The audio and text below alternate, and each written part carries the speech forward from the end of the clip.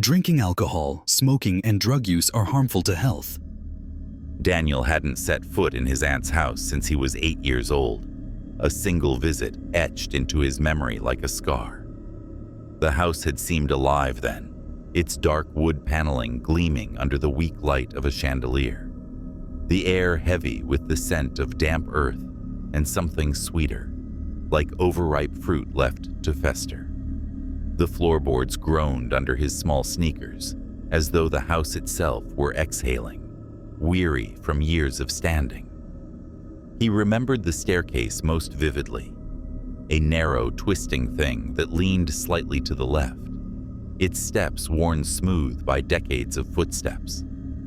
As a child, he'd thought it looked like the spine of some ancient beast, slumped with exhaustion. His aunt, Evelyn, had lived there alone, a reclusive figure who spoke in clipped sentences and smelled faintly of lavender and dust. She'd watched him that day, with sharp, unblinking eyes, as if measuring him for something he couldn't understand. Now, 20 years later, Daniel stood at the threshold of that same house, his aunt's last will and testament clutched in his hand. She'd left him everything, her only living relative, a nephew she barely knew. The lawyer had been curt, handing over the keys with a warning. "It needs work. Nobody's lived there since. Well, you know."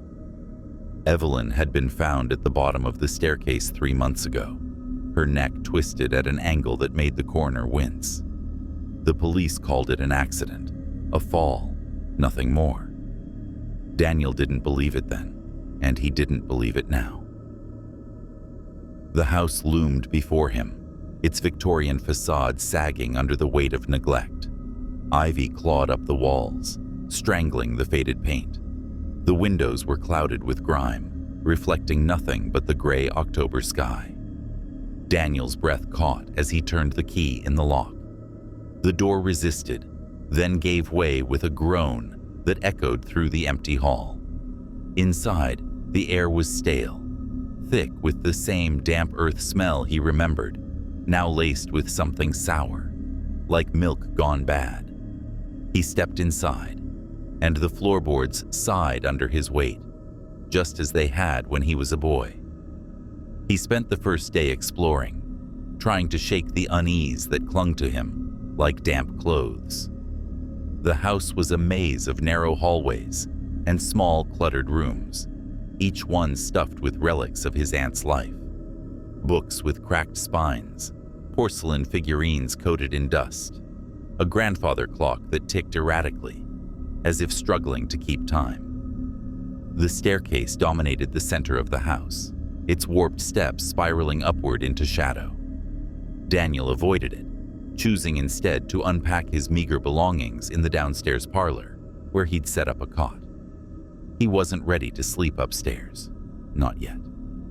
That first night, he lay awake, listening to the house settle.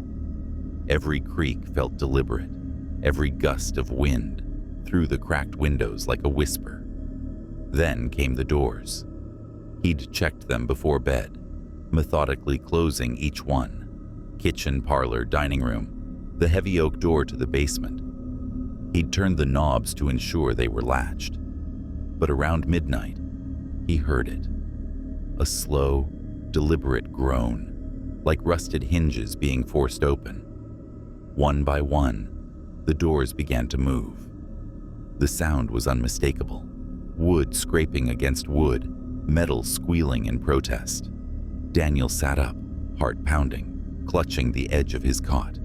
He told himself it was the wind, an old house playing tricks. But when he crept through the house at dawn, flashlight trembling in his hand, he found every door wide open, yawning into darkness. He tried to rationalize it. Old houses had quirks, warped frames, loose latches. He spent the morning tightening hinges, oiling knobs, and wedging chairs under doors that seemed particularly stubborn. But the house felt alive. Watching him, the air grew heavier as the day wore on, pressing against his chest like a warning. He found himself avoiding mirrors, catching glimpses of movement in their corners, fleeting shapes that vanished when he turned. The second night was worse. The doors opened again, but this time, footsteps followed. They were soft at first, barely audible over the hum of his own breathing. A faint shuffle, like someone dragging their feet across the floor. Then they grew louder, unsteady, as if the walker were struggling to move. Daniel lay frozen on his cot, eyes fixed on the parlor door. The footsteps stopped just outside, and a shadow flickered under the gap, long, thin, wavering like a flame. His breath hitched as the doorknob twitched, turning slowly, deliberately. The door creaked open an inch, revealing a sliver of the hallway beyond, black as pitch. Then, just as suddenly, it stopped, as if whatever stood there had reconsidered. The shadow retreated, and the footsteps faded, leaving only silence. Daniel didn't sleep after that. He sat up, clutching his flashlight, its beam cutting through the dark like a blade. The air grew colder, thicker, carrying the faint stench of rot, wet leaves, spoiled meat. He tried to convince himself it was his imagination, but the house seemed to pulse around him, its walls breathing in time with his own ragged gasps. By morning, his eyes were bloodshot, his hands shaking as he brewed coffee in the kitchen. He needed to stay awake, to understand what was happening. The house was trying to tell him something, or warn him. On the third day, he found the photographs. They sat on the mantel in the living room, a row of framed pictures he hadn't noticed before. Each one showed his aunt, Evelyn in her youth, standing in a garden, Evelyn in middle age, smiling stiffly at a family gathering, Evelyn alone in this very house, her face gaunt, her eyes hollow. But in every photo, there was something else. In the background, blurred but unmistakable, was a shape. Too tall, too thin, its limbs unnaturally long, its face a smear of shadow. In one photo, it stood at the edge of the garden, half hidden by a tree. In another, it loomed behind Evelyn at the dining table, its head tilted at an impossible angle. Daniel's stomach churned as he realized the figure was closer in each successive picture, as if it had been creeping toward her over the years. He checked the photos again that night, his flashlight trembling in his hand. The figure had moved again. In the garden photo, it was no longer by the tree, but standing just behind Evelyn, its blurred hand resting on her shoulder. In the dining room shot, its face was clearer. Not a face at all, but a void, a dark smudge where features should have been. Daniel's knees buckled. He wanted to smash the frames, to burn them, but something held him back, a sense that destroying the photos would only make things worse. That night, the house grew bolder.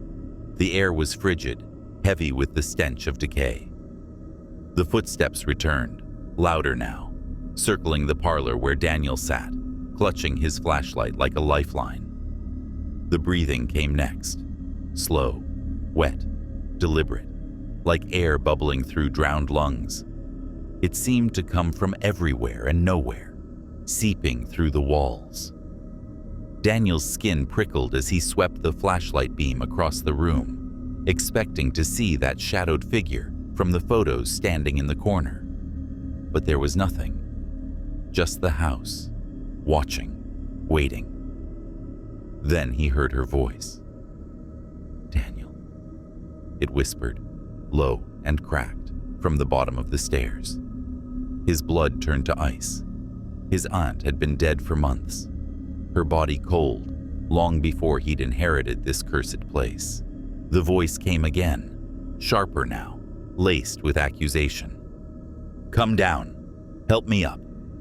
Every instinct screamed at him to stay put, to barricade the door and wait for dawn. But something deeper, a primal pull, a mix of guilt and dread, drove him to his feet. He crept to the parlor door, flashlight trembling, and peered into the hallway. The staircase loomed ahead, its steps swallowed by shadow. At the bottom, he saw her. Evelyn lay sprawled across the floor, exactly as the police had described her. Limbs twisted, neck bent at a grotesque angle. Her gray hair fanned out like a halo, her skin pale as bone. But her mouth was moving, lips cracked and bleeding, forming words that shouldn't have been possible. Her eyes, cloudy and sightless, fixed on him. "You never visit," she rasped, her voice bubbling as if her lungs were filled with water. "You left me here alone." Daniel's legs nearly gave out. He gripped the doorframe, his flashlight beam shaking across her broken form. Then she moved, not stood, but bent upward, her body jerking like a marionette with tangled strings. Her head remained tilted, her neck unnaturally long, as her hands clawed at the steps, dragging her upward with a sickening snap of bone. He stumbled back, slamming the parlor door and shoving the cot against it. The knob rattled, twisting violently as something pulled from the other side. The wood groaned, splintering under the force. Daniel pressed his full weight against the cot, his breath coming in short, panicked bursts. The pulling stopped, but the breathing didn't. It was closer now, right outside the door, slow and deliberate. The door burst open, the cot skidding across the floor. Evelyn's face filled the doorway, not her face anymore, but something else. Her mouth stretched too wide, splitting at the corners, revealing teeth that were too long, too sharp, not hers. Her eyes were gone, replaced by black voids that seemed to pull at Daniel's soul. She reached for him, her fingers elongated, nails like claws scraping the air. He screamed, scrambling backward until he hit the wall. The flashlight fell, its beam spinning wildly across the room. The figure lunged, and then nothing. Darkness, silence. When Daniel's hands found the flashlight again, the room was empty. The door hung open, the hallway beyond still and cold. He didn't sleep again. For the next 2 days, he barely moved, sitting in the parlor with the flashlight trained on the door. The house grew more oppressive, the air thick with rot and the constant sense of being watched. The photographs on the mantel changed again. The figure was no longer in the background, but standing beside Evelyn, its blurred face pressed against hers, as if whispering. In the final photo, Evelyn was gone entirely, replaced by the shadowed thing, its form clearer now, impossibly tall, limbs bent at wrong angles, its face still a void. On the 6th night, Daniel made a decision. He couldn't stay, but he couldn't leave without answers. He'd found a journal in Evelyn's bedroom, tucked under a floorboard, a small, leather-bound book filled with her tight, frantic handwriting. The entries started innocently, detailing her life in the house, gardening, reading, the occasional visitor. But over the years, the tone shifted. She wrote of noises at night, doors opening on their own, a shadow that followed her from room to room. "It's in the house," she wrote in one entry. "It's always been here. It wants something from me." The final entry was dated the day she died. "It's at the top of the stairs now. It knows my name. I can't run anymore." Daniel's hands shook as he read. The house wasn't haunted by his aunt. It was something else, something older, something that had claimed her and now wanted him. He resolved to confront it. If he was going to survive, he had to understand what it was. That night, he stood at the top of the staircase, flashlight in one hand, Evelyn's journal in the other. The air was colder than ever, the rot smell so thick it coated his throat. He called out, his voice trembling but firm. "What do you want?" The house answered. The floorboards groaned, the walls creaked, and from the bottom of the stairs came that wet, bubbling breathing. The shadow appeared first, stretching up the steps, a long, thin silhouette that seemed to bend the light around it. Then the figure emerged, its form clearer than in the photographs. Tall, impossibly thin, its limbs jointed wrong, its head a featureless void except for a mouth that gaped like a wound. It didn't walk, but glided, its movements jerky, as if it were learning to mimic human motion. "You left her," it said, its voice a warped echo of Evelyn's, layered with something deeper, older. "You left us." Daniel's knees buckled, but he held his ground. "I didn't know," he stammered. "I didn't know she needed me." The thing tilted its head, as if considering his words. Then it smiled, its mouth splitting wider, teeth glinting like shards of glass. "You're here now," it said. "Stay." It lunged, faster than he could react. Daniel stumbled backward, tripping over the top step. The flashlight clattered down the stairs, its beam spinning wildly as he fell. Pain exploded in his ribs, his head, as he tumbled, the world blurring into darkness. When he hit the bottom, the air was knocked from his lungs. He lay there, gasping, staring up at the figure now standing over him. It wasn't Evelyn, not anymore. Just the thing, its void face inches from his own. "You'll stay," it whispered. Daniel screamed, kicking wildly as he scrambled to his feet. He ran, not caring where, through the house's twisting halls, past open doors and shattered photographs. The thing followed, its footsteps heavy now, deliberate, shaking the floor. He burst through the front door into the cold night air, collapsing on the lawn as the house loomed behind him, its windows like eyes. The police found the house empty a week later.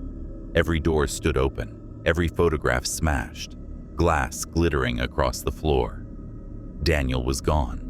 No body, no blood, no trace.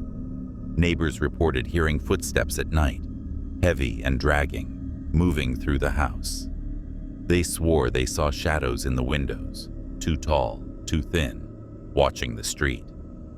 The house has new owners now, a young couple drawn by its low price and character. They laugh off the stories, call them small-town gossip.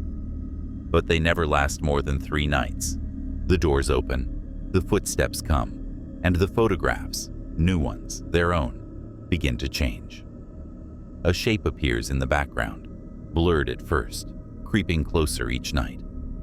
The house waits. It always has.